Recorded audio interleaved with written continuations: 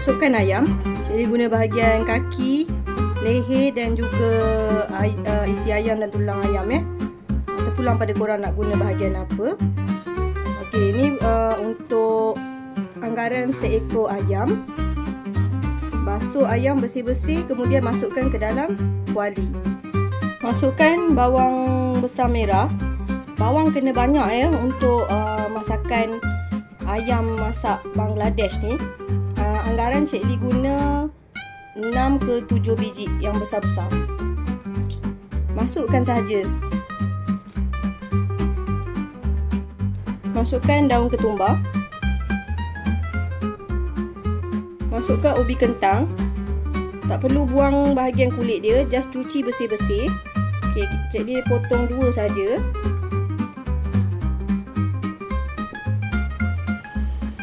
Untuk masakan ayam masak Bangladesh ni, semua bahan dimasukkan saja ke dalam kuali ya. Lebih kurang nak masak rendang lah. Masukkan serbuk jintan manis, anggaran 3 sudu besar.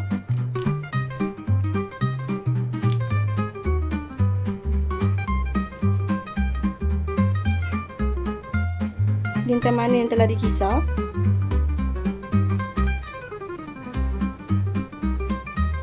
Anggaran dalam 3 sudu besar juga. Kisar halus. Masukkan minyak masak. Minyak masak ni kena lebih sedikit Anggaran dalam 1 mangkuk. 1 mangkuk kecil yang Cik Lee masukkan jintan manis tadi. Masukkan serbuk kunyit.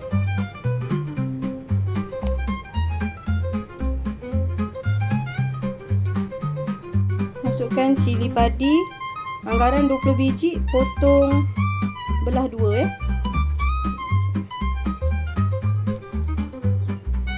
Masukkan garam,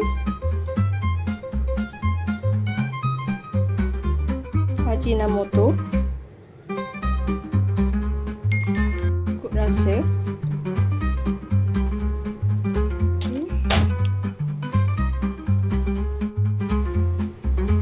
Okey, kita masak bahan-bahan ni sampai semuanya layu dan ayam pun masak